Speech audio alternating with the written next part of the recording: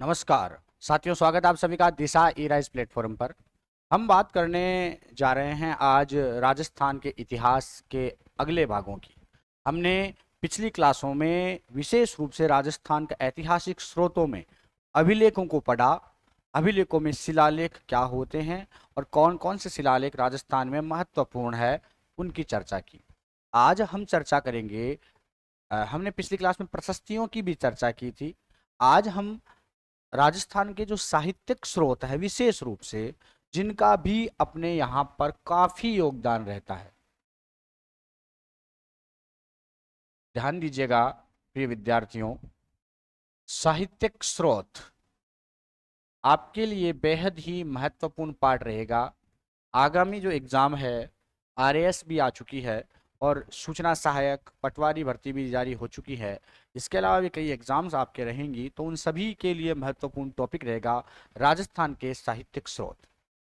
राजस्थान के जब साहित्यिक स्रोत की बात की जाए, तो आपको सबसे खास बात ध्यान रखनी है कि साहित्यिक स्रोत से हम राजस्थान के इतिहास के बारे में बहुत ही इंपॉर्टेंट फैक्ट या इंपॉर्टेंट जानकारियां जो है वो प्राप्त कर सकते हैं।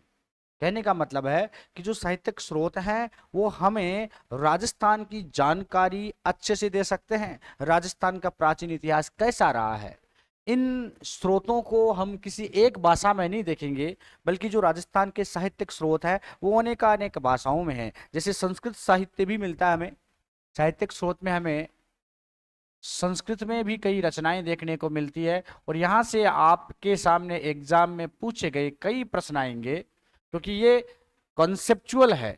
हम कई बार क्या है, जैसे पृथ्वीराज विजय ग्रंथ आपने पढ़ा है, किसका है? पृथ्वीराज विजय किनका है? फटाफट से कमेंट बॉक्स में उत्तर दें, तब तक मैं आपको बताऊं पृथ्वीराज विजय किस भाषा में लिखा गया है। सबसे बड़ी समस्या आती है आपके सामने कि हाँ यार, पृथ्वीराज विजय शायद राजस्थानी में होगा, लेकिन नहीं, वो किस में है? वो संस्कृत में है। किस में है? वो संस्कृत में है। तो ऐसे ही हमीर महाकाव्य आता है, हमीर महाकाव्य भी किस में है? संस्कृत में है। तो इस तरह के कई प्रश्न होते हैं जो आपके खोपड़े में कौंध रहे होते हैं और वो एग्जाम में सीधे आ जाते हैं और फिर हम वहाँ कंफ्यूज हो जाते हैं। तो हम आज कंफ्यूज नहीं होंगे, हम एक एक पोर्शन को क्लियर करते हुए चलेंगे दोस्तों। तब तक ये सेशन सभी को आप शेयर कर दें। अगर आपने चैनल को सब्सक्राइब नहीं किया है तो चैनल को सब्सक्राइब कर लें और बेल आइकन का बटन जरूर दबा लें, जिससे हमारी क्लासों का नोटिफिकेशन आपको मिलता रहे। रोज सुबह 11 बजे आपको ये क्लास मिल जाएगी। 11 बजे से आप इस क्लास को पढ़ना शुरू कर सकते हैं। ठीक है? तो अभी जो टाइम है वो अभी 11 बजने में कुछ समय बाकी है, तो विशेष रूप से आपको ध्यान रखना होगा। तो ध्यान रखना, साहित्यिक स्रोत हमें संस्कृत में भी मिलते हैं, हमें हिंदी में भी मिलते हैं, खड़ी बोली हिंदी में भी मिलते हैं, हमें राजस्थान की कई डिंगल पिंगल इत्यादि भाषाओं में मिलते हैं, यानी राजस्थानी में भी मिलते हैं, हमें फारसी में भी मिलते हैं। लेकिन जो इम्पोर्टेंट है उनकी हमें चर्चा करनी है सबसे ज़्यादा। ध्यान रखना कि जैसे राजस्थानी जो भाषा होती है, संस्कृत भाषा के ही कुछ शब्दावली वहाँ पर मिल जाती है। प्राकृत भाषा में भी हमें ये मिलते हैं, संस्कृत में मिलते हैं, राजस्थानी में मिलते हैं, हिंदी भाषा में भी हमें कई साहित्यिक ग्रंथ मिलते हैं। आपको सबसे खास बात ध्यान रखनी है कि ये धार्मिक भी हो सकते हैं, ऐतिहासिक भी हो सकते हैं, आर्थिक ग्रंथ भी हो सकते हैं, राजनीतिक भी हो सकते हैं, सांस्कृतिक जनजीवन वाले भी हो सकते हैं। कुल मिलाकर के ये कई तरह से हो सकते हैं। हमें एक एक फैक्ट की ओर चलना है। सबसे पहले आज हम जिसकी बात करने जा रहे हैं वो है संस्कृत साहित्य। कौन सा है? संस्कृत साहित्य है। और संस्कृत साहित्य में प्रथम ग्रंथ आता है पृथ्वीराज विजय। अगर आपसे प्रश्न पूछे, इस तरह के प्रश्न आपके लिए बहुत महत्वपूर्ण रहेंगे मित्रों, इन पर आप विशेष गौर करना। आज हम किसकी बात करेंगे? संस्कृत साहित्य की बात करेंगे। तो संस्कृत साहित्य की जब चर्चाएं होती है, तो सबसे पहला जो संस्कृत साहित्य में आता है निकल करके हमारे सामने, वो क्या है? पृथ्वीराज विजय। आपको इसके ऊपर विशेष जोर देना है। सॉरी, पृथ्वीराज विजय।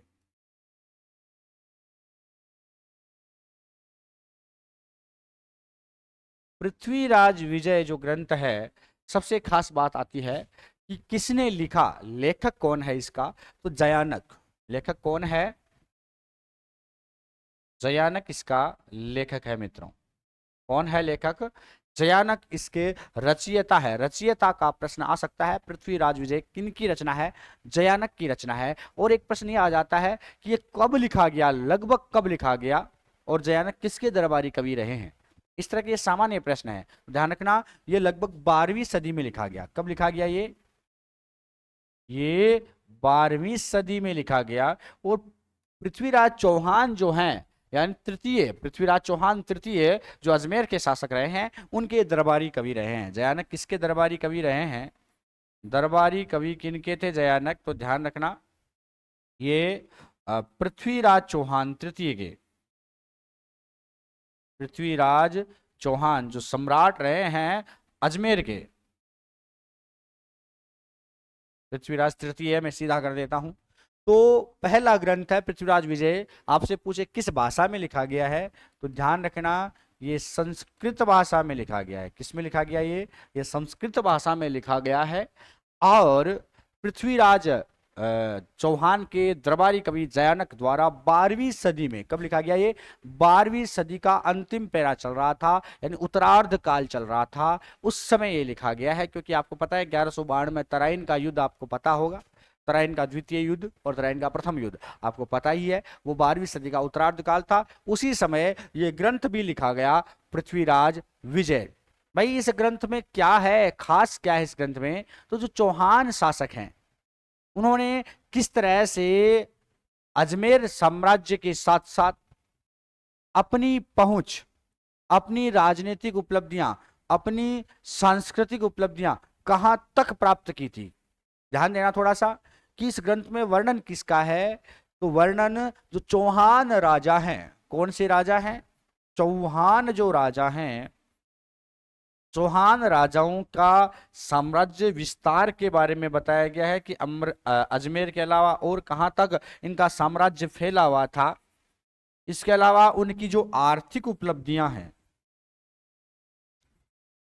उनकी जो सामाजिक उपलब्धियां हैं, उन्होंने संस्कृति के क्षेत्र में क्या क्या काम किया, ये जो वर्णन है, उनकी जो राजनैतिक मीमांसाएं रही है, इन सब का वर्णन हमें देखने को कहाँ मिलता है?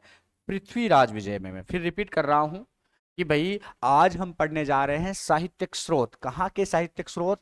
राजस्थान से संबंधित साहित्यिक स्रोत। और उसमें भी सबसे पहले हम पढ़ेंगे संस्कृत साहित्य।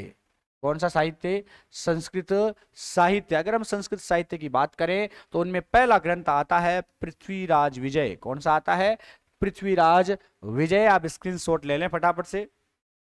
ले लिया? देखो पृथ्वीराज विजय जो है वो, उसके रचनाकार कौन है? जयानक उसके रचनाकार हैं। कब लिखा गया?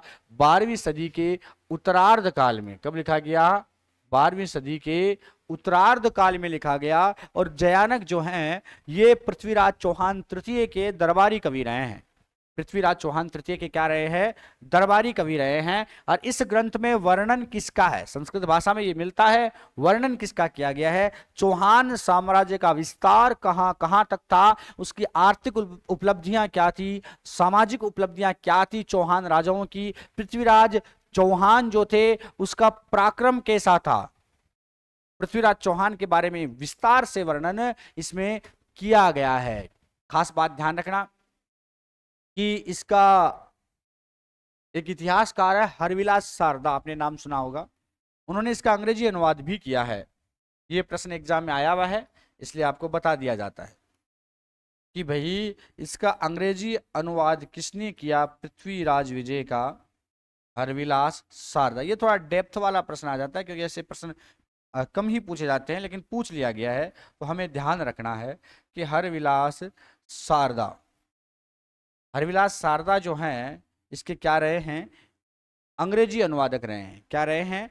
अंग्रेजी अनुवादक। पृथ्वीराज विजय के अंग्रेजी अनुवाद किसने किया? हरविलास सारदा ने किया। तो ये अपना पहला ग्रंथ था पृथ्वीराज विजय। अगले ग्रंथ की ओर हम बढ़ते हैं, हम्मीर महाकाव्य। तो देखिएगा भाई, नोट कर लिया होगा सभी ने। नोटबुक आप अपने सामने रखें और जितना ज़्यादा आप लिख सकते हैं उतना ज़्यादा लिखें। और जिस भाषा में आप लिख सकते हैं, कहने का तात्पर्य यह है कि आप अपनी लैंग्वेज में लिखने का प्रयास करें ज़्यादा से ज़्यादा, जिससे ये क्या कि आपके कवर हो जाएगा, क्लियर हो जाएगा। फिर रिपीट कर देता हूं, पृथ्वीराज विजय जयानक द्वारा रचित है, 12वीं सदी का ग्रंथ है, उत्तरार्ध में लिखा गया था। और चौहान राजाओं का वर्णन इसमें किया गया, उनका साम्राज्य विस्तार का वर्णन किया गया है। पृथ्वीराज विजय की आर्थिक, सामाजिक, राजनीतिक, सांस्कृतिक उपलब्धियां हैं, उनका वर्णन इसमें मिलता है। और इसका अंग्रेजी अनुवाद हरविलास शारदा ने किया। यह ग्रंथ संस्कृत भाषा में है। मूलतः किस भाषा में है? संस्कृत भाषा में। चलिए दूसरा हम पढ़ें, हमीर महाकाव्य। दूसरा ग्रंथ पृथ्वीराज विजय के बाद जो आता है वो कौन सा है? हमीर महाकाव्य।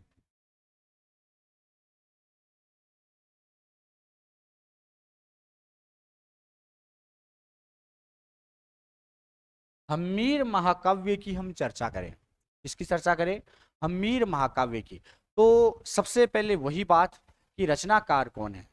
तो आपने नाम सुना होगा नयन चंद्र सूरी। कौन है रचनाकार? नयन चंद्र सूरी।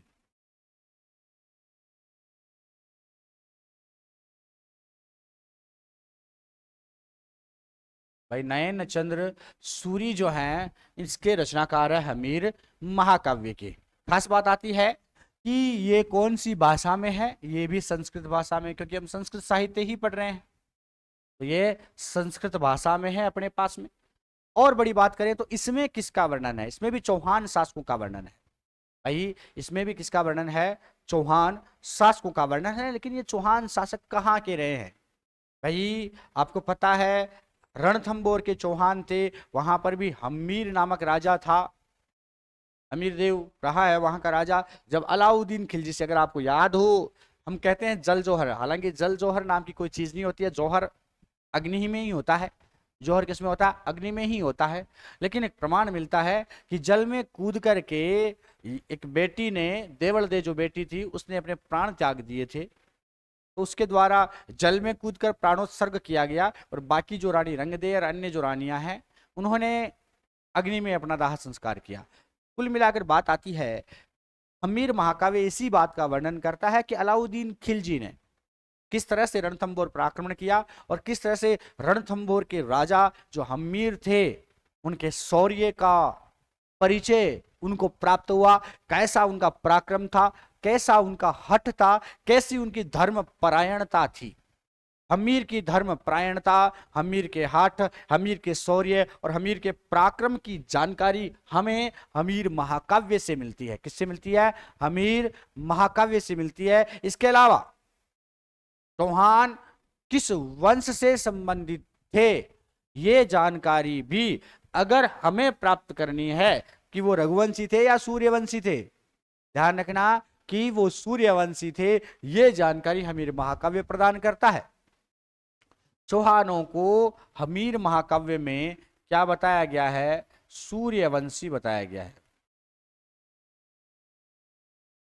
किसको भाई? चौहानों को। एक बात ये भी आप ध्यान रखना कि चौहानों को हमीर महाकाव्य में सूर्यवंशी बताया गया है। क्या बताया गया है? सूर्यवंशी बताया गया है। और अगर हम कुछ चर्चाएं करें इसके बारे में, तो ध्यान देना कि इसमें रणथंबोर के चौहान शासक हमीर देव का वर्णन मिलता है। रणथंबोर के चौहान शासक हमीर देव का वर्णन मिलता है। और सबसे बड़ी बात है कि अलाउद्दीन खिलजी द्वारा किस तरह से रणथंबोर पर विजय प्राप्त की गई, और इस रणथंबोर आक्रमण के दौरान हमीर का कैसा शौर्य रहा, कैसा पराक्रम रहा, उसका हट कैसा था, उसकी धर्म परायणता कैसी थी कि वो अपनी बेटी की बिना शादी किए भाई उसको जौहर भी नहीं करवाने देना चाहता था। वो सब चीजें यहाँ पर वर्णन मिलता है। तो हमीर महाकाव्य के बारे में आपको जानकारी प्राप्त करनी है, हम डिटेल से भी पढ़ेंगे। फिलहाल हमें सामान्य जानकारी संस्कृत साहित्य में लेनी है कि पहला पृथ्वीराज विजय, दूसरा हमने हमीर महाकाव्य को देखा कि किसके द्वारा रचित है, नयन चंद्र सूरी द्वारा रचित है, और ये भी संस्कृत भाषा में है, और ये हमीर देव के ऊपर है, जो कि रणथंबोर का शासक था। अलाउद्दीन खिलजी द्वारा उसके ऊपर आक्रमण किया गया था हमीर के हट के कारण। अब आपको पता ही है हमीर का हट कैसा था, है ना। कहते भी है सिंह सुवन सतपुरुष वचन, सिंह सुवन सतपुरुष वचन, कदली फल एक बार, हमीर हट तिरिया तेल, चढ़े न दूजी बार। बात जानते हो आप वैसे तो हमीर महाकाव्य का ध्यान में रखना है। नयन चंद्र सूरी द्वारा लिखा गया है, संस्कृत भाषा में है। रणथंबोर के चौहान शासक हमीर देव पर अलाउद्दीन खिलजी के आक्रमण की विवेचना करता है और उसके बारे में शौर्य पराक्रम हठी और धर्म परायणता की चर्चा इसमें की गई है हमीर महाकाव्य में। डिटेल से हम जानेंगे इसके बारे में, लेकिन कुछ ग्रंथ और हैं जिनके बारे में हमें सामान्य जानकारी प्राप्त करनी है पहले, फिर जो मोस्ट इंपोर्टेंट ग्रंथ है उनको सविस्तार जानने का प्रयास करेंगे। ले लिया होगा स्क्रीनशॉट आपने कि हमीर महाकाव्य में चौहानों को क्या बताया गया है, सूर्यवंशी बताया गया है, ये आप ध्यान रखना। अगला ग्रंथ आता है राजवल्लभ। तीसरा ग्रंथ कौन सा है, राजवल्लभ। प्रश्न वही वापस बनता है कि राजवल्लभ जो है इसकी रचना किसने की थी।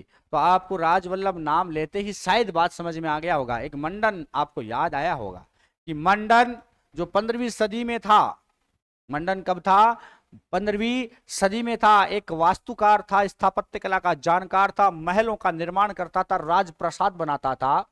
उसने भाई कुल मिलाकर स्थापत्य कला की जितनी भी शैलियां हैं, अलग अलग तरह की शैलियां हैं स्थापत्य कला की, उन शैलियों की जानकारी अपने इस ग्रंथ में दी है। बताइए मंडन किसके दरबार में था।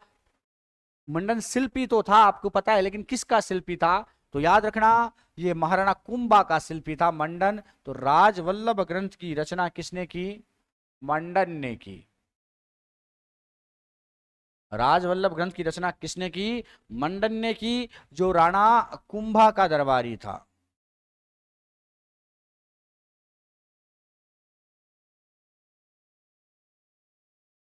राणा कुंभा का दरबारी था मंडन। किसका दरबारी था, राणा कुंभा का दरबारी था मंडन। मोस्ट इंपोर्टेंट बात याद रखना कि ये 15वीं सदी में लिखा गया ग्रंथ है। कब लिखा गया ये 15वीं सदी में लिखा गया। इसमें किस तरह का वर्णन, कौन सी जानकारी आपको मिलती है, तो स्थापत्य कला की विभिन्न शैलियों की जानकारी हमें इस ग्रंथ से प्राप्त होती है। ये भी संस्कृत भाषा में है, ध्यान रखना।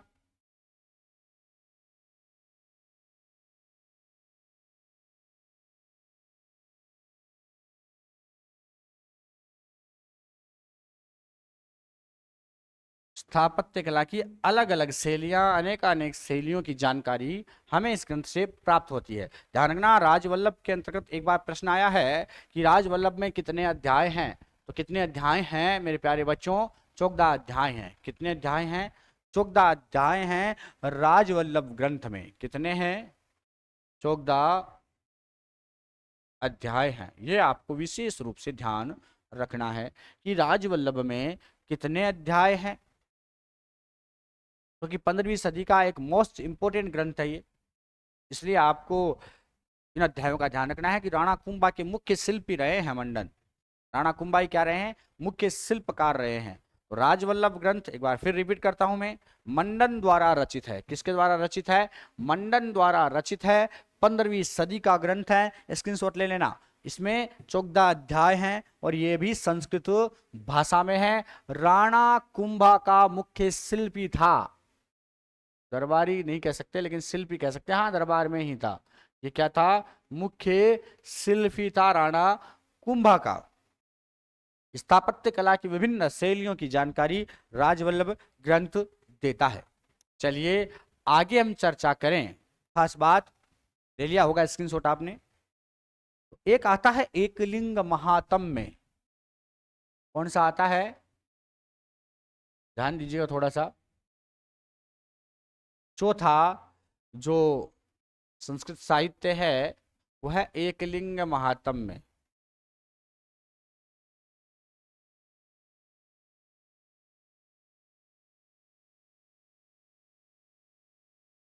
एकलिंग महात्म्य क्या है, एकलिंग महात्म्य में थोड़ा विशेष आपको ध्यान देना है कि भाई एक लिंग महात्म्य में क्यों इंपॉर्टेंट है कि भाई एकलिंग महात्म्य में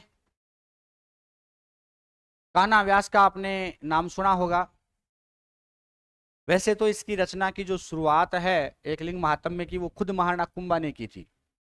एकलिंग महात्म्य के रचनाकार अगर आपसे पूछे तो खुद कुंभा, महाराणा कुंभा ने इसको लिखना आरंभ किया था। इसका जो पहला भाग आता है राजवर्णन, कौन सा भाग है? राजवर्णन। तो राजवर्णन एकलिंग महात्म्य का प्रथम भाग है राजवर्णन।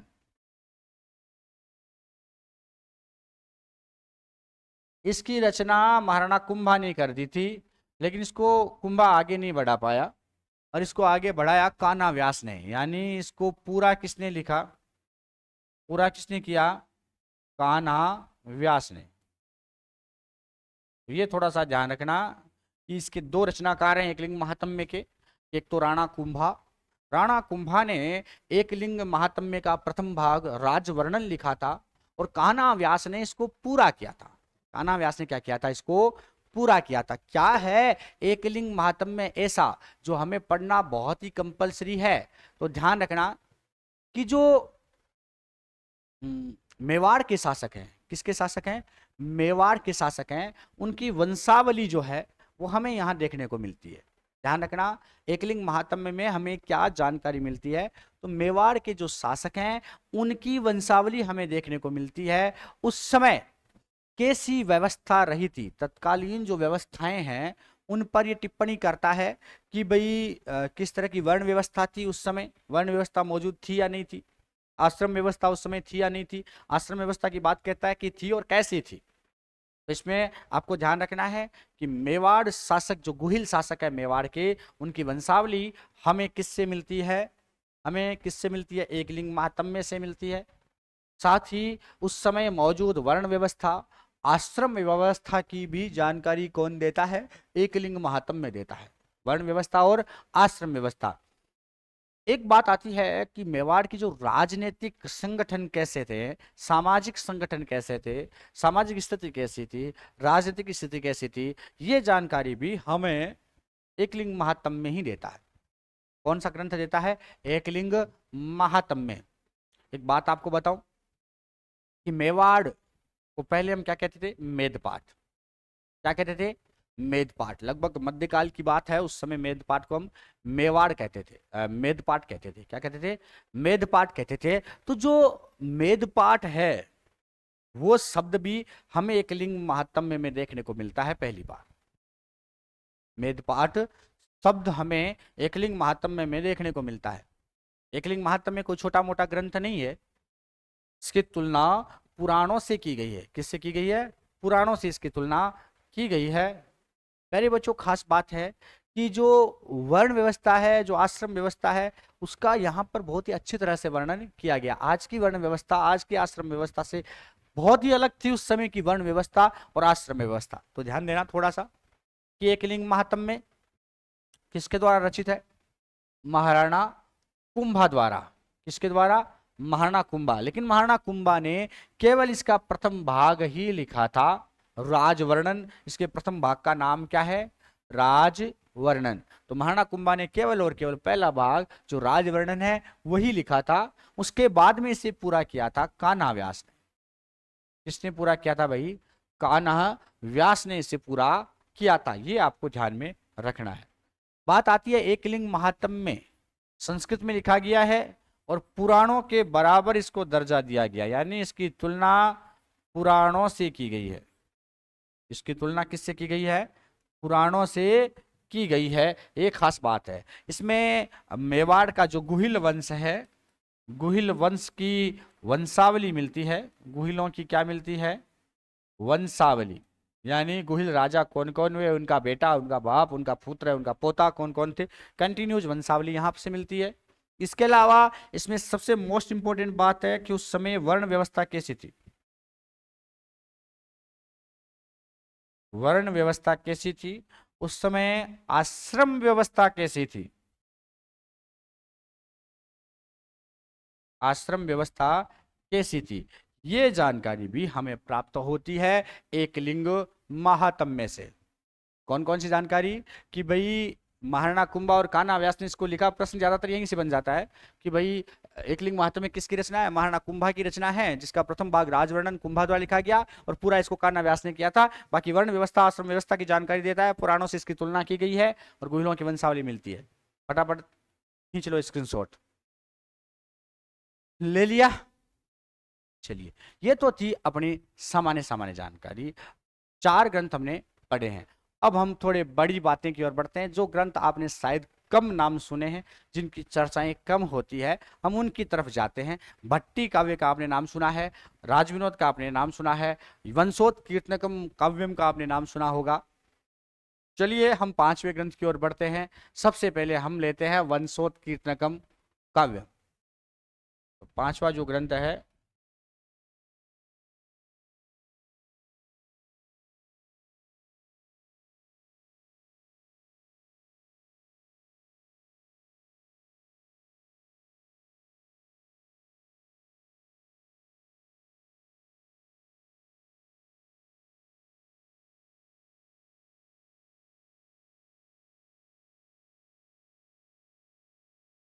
वंशोत कीर्तनकम काव्यम।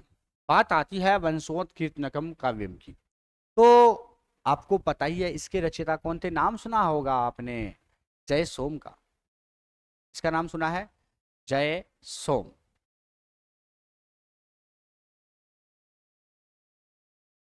जय सोम कौन थे, आपने 16वीं सदी में हुए हैं जय सोम।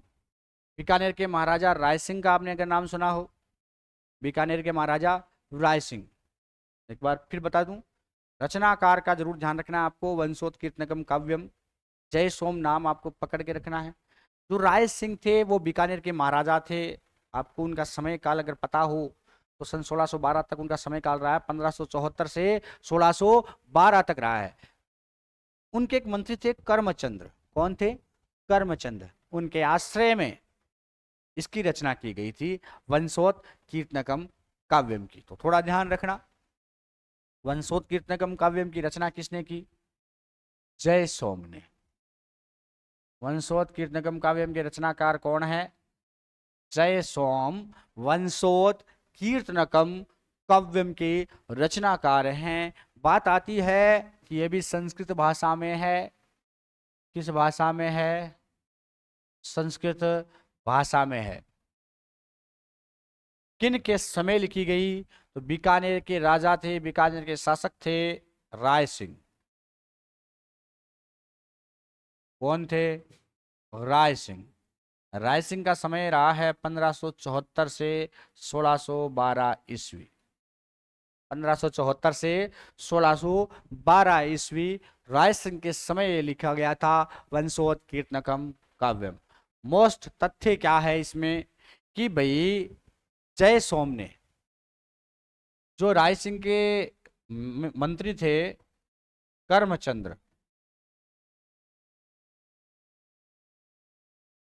उनके समय उनके आश्रय में, कर्मचंद्र के आश्रय में रह करके 16वीं सदी में, क्योंकि ये 16वीं सदी चल ही रही है, तो 16वीं सदी में ये ग्रंथ लिखा था वंशोत कीर्तनकम काव्यम। बात आती है कि भाई बीकानेर के मंत्री हैं कर्मचंद्र और उनके आश्रय में ये ग्रंथ लिखा गया है, तो निश्चित ही एक साधारण सी बात, एक सामान्य सी बात है कि भाई इसमें बीकानेर का वर्णन ही होगा। तो बीकानेर राज्य का कितना विस्तार हुआ, बीकानेर के शासक कैसे रहते थे, वहां कैसी शिक्षा दीक्षा थी उनकी, उनका शिक्षा के प्रति कितना प्रेम था, वो कितना दान पुण्य करते थे। इसके अलावा उन्होंने इस तरह की धार्मिक संस्थाएं या एजुकेशनल संस्थाएं कौन कौन सी खोली थी, उन्होंने क्या पाठशालाएं बनवाई थी, उन्होंने पुस्तकालय कौन कौन से स्थापित किए थे, उनके द्वारा निर्मित मंदिर कौन कौन से रहे हैं, इन सब की एक विस्तार से जानकारी हमें वंशोत कीर्तनकम काव्य में मिलती है। खास बात ध्यान रखना कि बीकानेर के अंतर्गत क्या क्या किया गया और बीकानेर के राजा कैसे थे। तो इसमें हम वंशोत्कीर्तनम को पढ़ने के बाद में यह जरूर पता लगा सकते हैं, हम ये जरूर जान सकते हैं कि जो बीकानेर का विस्तार कितना किया गया इसके द्वारा। बीकानेर में जो बीकानेर के राजा है वो धार्मिक जरूर थे, हमें इसी से जानकारी मिलती है। बीकानेर के राजा कैसे थे, धार्मिक रहे हैं। उन्होंने एजुकेशन में बहुत काम किया है, इसलिए उन्होंने पाठशालाएं बनवाई, उन्होंने पुस्तकालय भी खोले हैं। तो किस ग्रंथ से हमें बीकानेर की धार्मिक व्यवस्था, पाठशालाओं के निर्माण की बात, पुस्तकालयों के निर्माण की बात की जानकारी मिलती है, तो वो है वंशोत्कीर्तनम काव्य में। सबसे बड़ी बात आती है कि महाराजा राय सिंह जो थे उन्होंने जूनागढ़ बनवाया था। सभी को पता है कि महाराजा राय सिंह ने, यानी जूनागढ़ का निर्माण किसने करवाया था, राय सिंह ने करवाया था। तो महाराजा राय सिंह ने जब जूनागढ़ बनवाया था वो किसकी देखरेख में बनवाया था, इसी मंत्री करमचंद्र की देखरेख में। ये वही मंत्री थे करमचंद्र, इन्हीं की देखरेख में राय सिंह ने जूनागढ़ बनवाया था। क्या बनवाया था, जूनागढ़ बनवाया था ना। तो जूनागढ़ दुर्ग का जो निर्माण करवाया गया उसका उल्लेख भी हमें वंशोत्कीर्तनकम काव्यम से मिलता है। यानी इसमें सबसे खास बात, खास जानकारी वो है जूनागढ़ के निर्माण की, कि जूनागढ़ का निर्माण महाराजा राय सिंह ने अपने मंत्री करमचंद्र की देखरेख में करवाया। एक प्रश्न और यहां से कई बार बन जाता है कि जूनागढ़ का निर्माण कब से कब तक हुआ। तो ये बात जरूर आपको ध्यान में रखनी है कि ये 1589 में बनना शुरू हुआ था और 1594 तक बना था। 1589 से 1594 तक जूनागढ़ के निर्माण का काम किया गया था। तो ध्यान रखना थोड़ा सा। वंशोत्कीर्तनकम काव्यम मंत्री करमचंद्र की देखरेख में, उनके आश्रय में जयसोम ने लिखा था, जो कि करमचंद्र राय सिंह के दरबारी रहे हैं, उनके मंत्री रहे हैं। राय सिंह का समय 1574 से 1612 है। जूनागढ़ के निर्माण की जानकारी हमें वंशोत्कीर्तनकम काव्यम देता है कि 1589 से 1594 के मध्य मंत्री करमचंद्र की देखरेख में राय सिंह ने ही इस जूनागढ़ के किले का बीकानेर में निर्माण करवाया था। बीकानेर का धार्मिक और शैक्षिक स्थिति उस समय कैसी थी और किस तरह से इस व्यवस्था को बढ़ाया गया, यह वर्णन भी हमें किसमें मिलता है, वंशोत्कीर्तनकम काव्यम में। एक खास बात और मैं आपको बता दूं कि वंशोत्कीर्तनकम जो काव्यम है उसमें जो राय सिंह है, राय सिंह को एक उपमा दी गई है राजेंद्र की।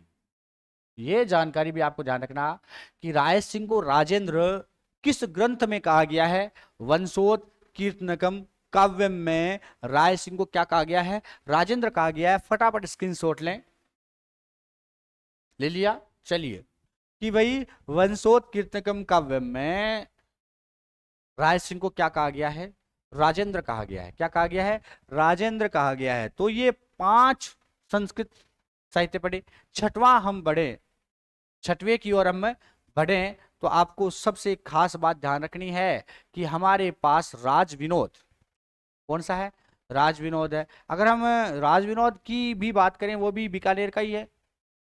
भाई कहाँ का है, बीकानेर का ही है, तो थोड़ा विशेष रूप से ध्यान देना। चलिए हम बीकानेर के अन्य ग्रंथों की चर्चा करें, ये आपको ध्यान में रह जाएगा,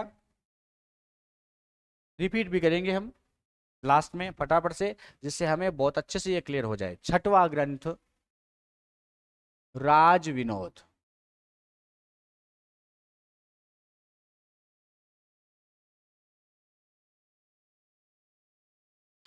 राज विनोद कैसा ग्रंथ है।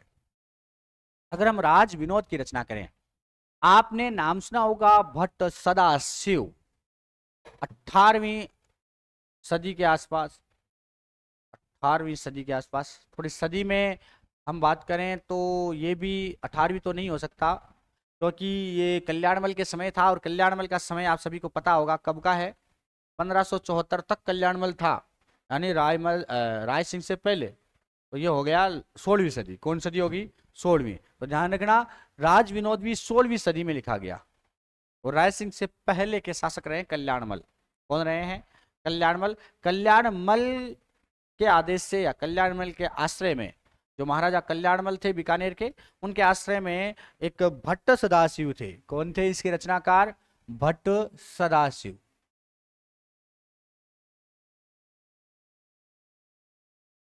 भट्ट सदाशिव ने इसकी रचना की थी 16वीं सदी में। राज विनोद की रचना किसने की थी? भट्ट सदाशिव ने। यह भी संस्कृत में है क्योंकि हम संस्कृत साहित्य ही पढ़ रहे हैं। तो भट्ट सदाशिव ने राज विनोद की रचना की थी। कब की थी भाई? 16वीं सदी में। कब की थी? 16वीं सदी में की थी। और आपको खास जानकारी ध्यान में रखनी है भट्ट सदाशिव की, कि ये कल्याणमल के समय थे। बीकानेर के राजा थे कल्याणमल। कौन थे? कल्याणमल थे। कल्याणमल जो है, इनका समय 1574 तक रहा है। ये 1542 में राजा बने थे और 1574 में राय सिंह ने गद्दी संभाल ली। तो 1542 से लेकर 1574 तक इनका समय था कल्याणमल का। तो राज विनोद की रचना किसने की? भट्ट सदाशिव ने की। और इसमें भी बीकानेर के लोग कैसे रहते हैं, उनका रहन सहन क्या है, उनके रीति रिवाज क्या है, उनका पहनावा क्या है, उनकी सामाजिक स्थिति कैसी थी, आर्थिक स्थिति कैसी थी, बीकानेर राज्य की सैनिक स्थिति कैसी थी, कुल मिलाकर के ये बीकानेर की आम जनता का भी वर्णन करता है। बीकानेर के वासी जो जनता है, बीकानेर की जनता का रहन सहन कैसा था, खान पान कैसा था,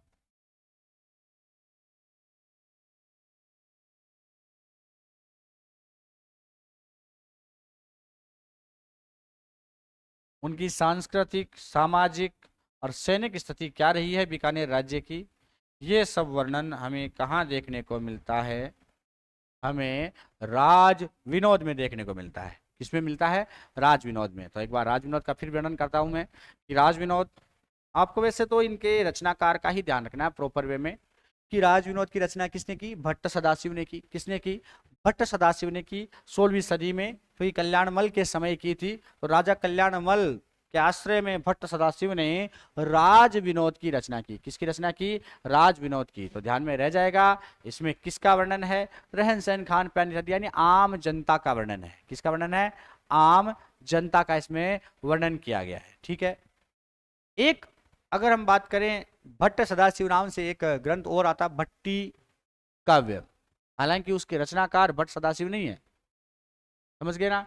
वो भट्टी काव्यम भी लगभग 16वीं सदी का ही, 15वीं 16वीं सदी के आसपास का ही है। हम भट्टी काव्य की रचना चर्चा करेंगे क्योंकि जैसलमेर का वर्णन मिलता है भट्टी काव्य में, तो हम बाद में चर्चा कर लेंगे जैसलमेर की। पहले हम आगे बढ़ाते थे थोड़ा, कि हमने राज विनोद की चर्चा की जो कि 16वीं सदी का है। हमने वंशोत्कीर्तनकम काव्यम की चर्चा की जो भी कौन सी सदी का है? 16वीं सदी का है। अब हम बढ़ते हैं, एक ग्रंथ आता है राज रत्नाकर। कौन सा आता है? राज रत्नाकर। चलिए, 7वां ग्रंथ।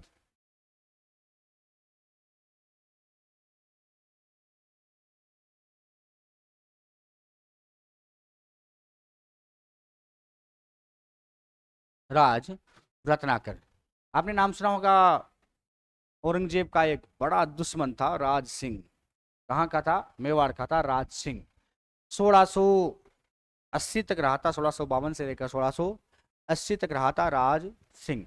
राज सिंह की बात करें, है ना, 1680 बोले 17वीं सदी आ गई। कौन सी सदी आ गई? 17वीं सदी आ गई। मैंने कहा था कल्याणमल के समय एक ग्रंथ लिखा गया था भट्ट सदाशिव के द्वारा, आपको पता हो।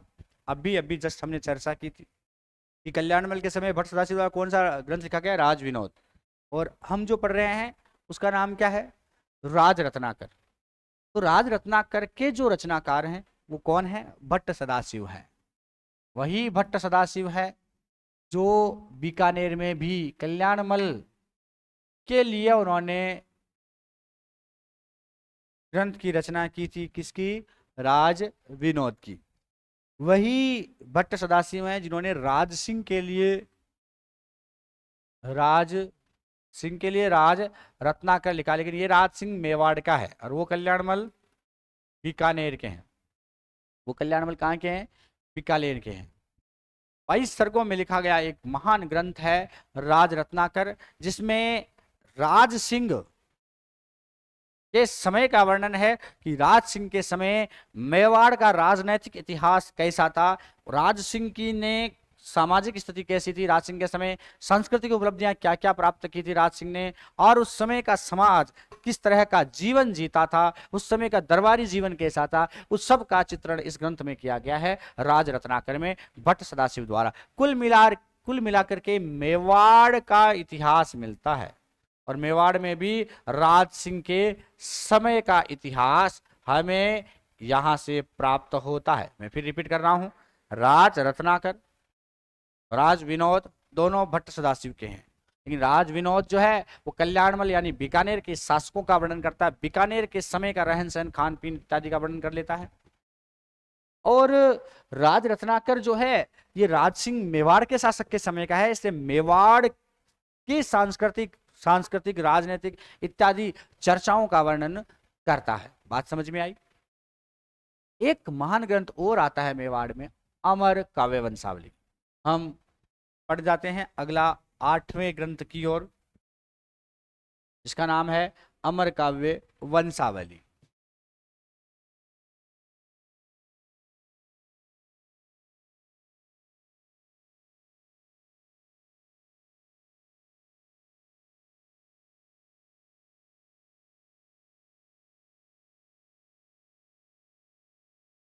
अमर काव्य वंशावली की चर्चा करें हम, इसकी चर्चा करें अमर काव्य वंशावली की, तो थोड़ा ध्यान रखना कि ये भी जो मेवाड़ के शासक रहे हैं राज सिंह, 1652 से 1680 जिनका समय था, राज सिंह के समय एक दरबारी कवि थे रणछोड़ भट्ट, अगर आपने नाम सुना हो। कौन थे? रणछोड़ भट्ट। सन 1675 में रणछोड़ भट्ट ने अमर काव्य वंशावली की रचना कर दी थी। तो रचनाकार आपसे पूछे कौन है इसके रचनाकार? रणछोड़ भट्ट। कौन है भाई? रणछोड़ भट्ट अमर काव्य वंशावली के रचनाकार हैं, और ये भी राज सिंह के समय लिखी गई। किसके समय? राज सिंह। और राज सिंह का समय आप सभी को पता ही है कि 1652 से लेकर 1680 तक इनका समय रहता है, और लिखी गई 1675 में। तो अंतिम समय में रणछोड़ भट्ट ने अमर काव्य वंशावली लिखी। कौन सी ग्रंथ लिखा? अमर काव्य वंशावली। इसमें इन्होंने क्या किया, राज सिंह तक का, मेवाड़ में स्टार्टिंग बप्पा रावल से हुआ, बप्पा रावल से लेकर राज सिंह तक का जो वंशावली है और वहां तक का जो इतिहास है, वहां तक के जो शासक रहे हैं उन सब की उपलब्धियां हैं, उन सब में धार्मिक व्यवस्थाएं कैसी थी, उन्होंने किसने कौन सी धार्मिक यात्राएं की है, सामाजिक स्थिति कैसी थी, त्योहार कैसे होते थे, तुलादान, जौहर, दीपदान, दीपावली, इन सब का वर्णन मिलता है। कुल मिलाकर के आपको ध्यान में रखना है अमर काव्य वंशावली में रावल बप्पा से लेकर बप्पा रावल से लेकर राज सिंह तक का इतिहास, कंप्लीट इतिहास मिलता है। बप्पा रावल से लेकर के राज सिंह तक का कंप्लीट इतिहास मिलता है हमें अमर काव्य वंशावली में। अमर काव्य वंशावली रणछोड़ भट्ट द्वारा रचित है। अमर काव्य वंशावली किसके द्वारा रचित है? रणछोड़ भट्ट द्वारा। समझ रहे हो बात को? अमर काव्य वंशावली किसके द्वारा रचित है? रणछोड़ भट्ट द्वारा रचित है, और बप्पा रावल से लेकर के राज सिंह तक का इतिहास हमें इससे मिलता है। एक अमर नाम से एक और आती है अमरसार, जो जीवधर, आपने जीवाधार नाम सुना होगा, जीवाधार या जीवधर जो हैं उनके समय लिखी गई थी अमरसार। चलिए हम अगली की बात करें 90वें ग्रंथ के रूप में अमरसार।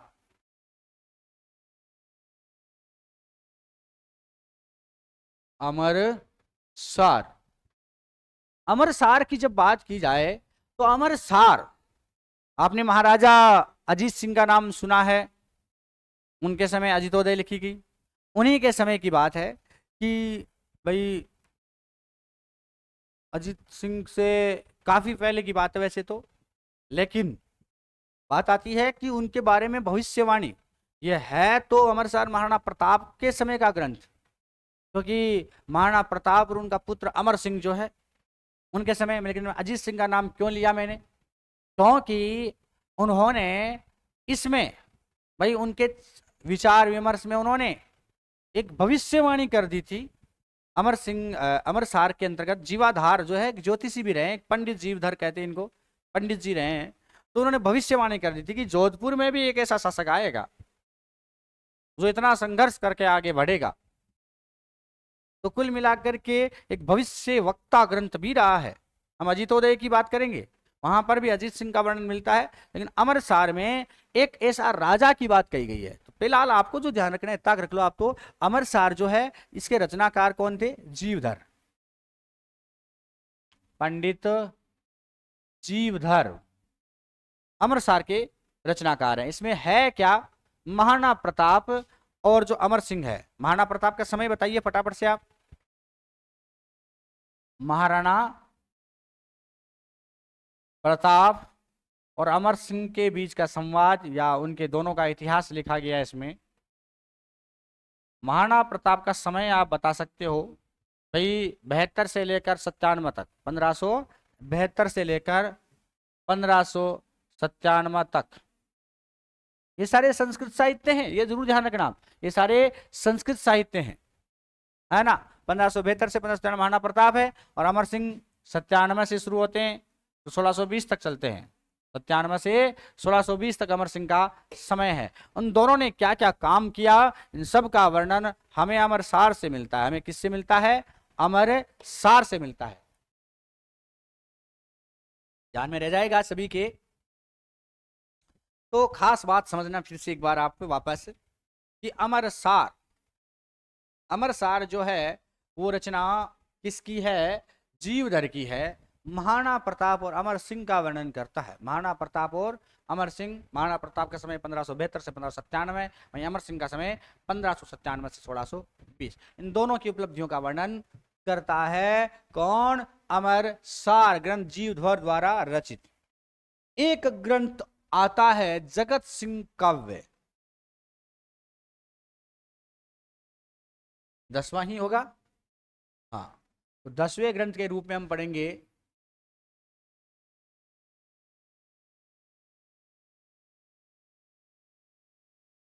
जगत सिंह काव्यम। कौन सा काव्यम, जगत सिंह काव्यम। भाई आपने सुना होगा रघुनाथ नाम, रघुनाथ ने लिखा था जगत सिंह काव्यम। जो जगत सिंह प्रथम है मेवाड़ के शासक। अगर आपसे पूछे जगत सिंह काव्यम की रचना किसने की थी, रघुनाथ ने। किसने की थी, रघुनाथ ने जगत सिंह काव्यम की रचना की थी। और मेवाड़ के महाराणा हुए हैं जगत सिंह प्रथम।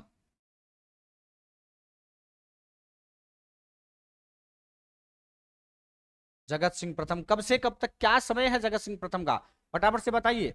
जगत सिंह का समय क्या है, क्या है, 1628 से 1652। तो जगत सिंह का समय है 1628 से 1652। याद रखना, जगत सिंह प्रथम के समय रघुनाथ ने जगत सिंह काव्यम की रचना की थी। इसमें जगत सिंह के समय की जो घटनाएं हैं उनका हमें वर्णन देखने को मिलता है। समझ गए बात को, बहुत सामान्य सी बात है, कोई ज्यादा माथा फोड़ी नहीं, इतना ध्यान रखना है। जगत सिंह काव्यम रघुनाथ ने लिखी थी और जगत सिंह प्रथम के समय का वर्णन हमें देखने को मिलता है। एक आती है प्रबंध चिंतामणि, वो भी एक महत्वपूर्ण ग्रंथ है ना। मेरुतुंग का नाम आपने सुना होगा, राजा भोज, है ना। कहाँ गंगू तेली, कहाँ राजा भोज। 11वां ग्रंथ हमारा वो है प्रबंध चिंतामणि।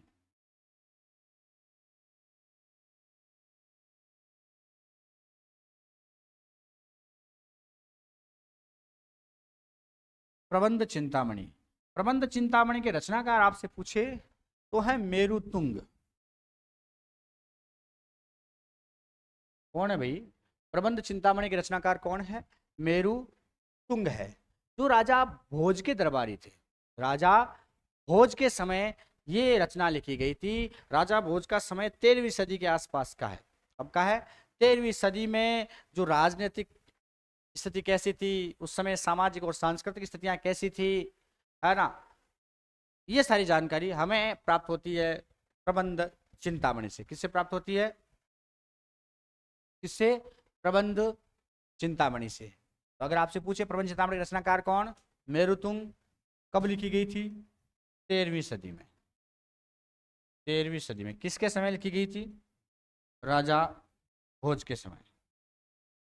राजा भोज के समय लिखी गई थी। इसी का एक नाम और मिलता है हमें, सिंघी जैन ग्रंथमाला। कौन सी? सिंघी जैन ग्रंथमाला इसी प्रबंध चिंतामणि का नाम है, ध्यान रखना थोड़ा सा। इसी का दूसरा नाम सिंघी जैन ग्रंथमाला। देखो सामान्य सामान्य प्रश्न है जो एग्जाम में आने की संभावना रहती है। सिंघी जैन ग्रंथमाला जो है ये प्रबंध चिंतामणि का ही नाम है। पृथ्वीराज जो चौहान थे, है ना, उनके समय की जानकारी भी, क्योंकि 12वीं सदी में पृथ्वीराज चौहान में है, तो पृथ्वीराज चौहान की जानकारी भी हमें इसी ग्रंथ से मिल जाती है। कुल मिलाकर के ये आपको ध्यान में रखना है। प्रबंध चिंतामणि किसने लिखी थी? मेरुतुंग ने लिखी थी राजा भोज के समय 13वीं सदी में। इसी का नाम सिंघी जैन ग्रंथमाला है। उस समय की तत्कालीन सामाजिक सांस्कृतिक राजनीतिक स्थिति कैसी थी, राजनीतिक इतिहास कैसा था, वो सब इसमें मिलता है। और पृथ्वीराज चौहान की जानकारी भी हमें इससे मिलती है। और भी साहित्यिक ग्रंथ हैं संस्कृत में जिनको हम देख लेते हैं। कंप्लीटली संस्कृत साहित्य हम पढ़ लेंगे आज। कई बात आता है कि एक आता है कीर्ति कौमुदी, नाम सुना होगा आपने, कीर्ति कौमुदी। बस केवल आपने अगर इनके रचनाकार भी देख लिए तो काफी है। आपको एग्जाम में रचनाकार रचनाकार जानने हैं। कीर्ति कौमुदी किसके द्वारा रचित है? सोमेश्वर के द्वारा। किसके द्वारा रचित है? सोमेश्वर। नोट करते रहना भाई मित्रों, क्योंकि आगे इतिहास जब हम पढ़ेंगे तब ये चीजें वापस रिपीट होगी, वापस सारी सारी रिपीट होगी। मैं उस समय आपको सविस्तार ये चीजें बताऊंगा। इस समय केवल हम सामान्य चर्चाएं कर रहे हैं जिससे हमारा एक भूमिका बन जाए, हम पढ़ने की ओर अग्रसर हो जाए। क्योंकि अभी मैं सर डिटेल अगर आपको देने लग जाऊं तो शायद मुझे लगता है आप झेलोगे नहीं। इसलिए अभी सामान्य जानकारी और फिर हम डिटेल के साथ में जैसे जैसे इतिहास पढ़ेंगे डिटेल में घुसते चले जाएंगे। कि कीर्ति कौमुदी किसकी रचना है? सोमेश्वर की है। एक राजशेखर है, उनको भी आप जानते हो। एक राजेश्वर है, उनको भी आप जानते हो, जिन्होंने भी कई ग्रंथ लिखे थे। राजेश्वर ने एक प्रबंध कोश लिखा था, तो प्रबंध कोश का जरूर ध्यान रखना आप। प्रबंध कोश किसने लिखा था? राजेश्वर ने, है ना।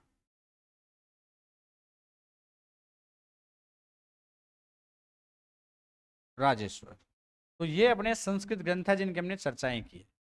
कीर्ति कौमुदी किसकी है? सोमेश्वर की है। प्रबंध कोश किसका है? राजेश्वर का है। और इन सब में राजस्थान के इतिहास के बारे में हमें जानकारी प्राप्त होती है। तो मित्रों आज के लिए काफी है।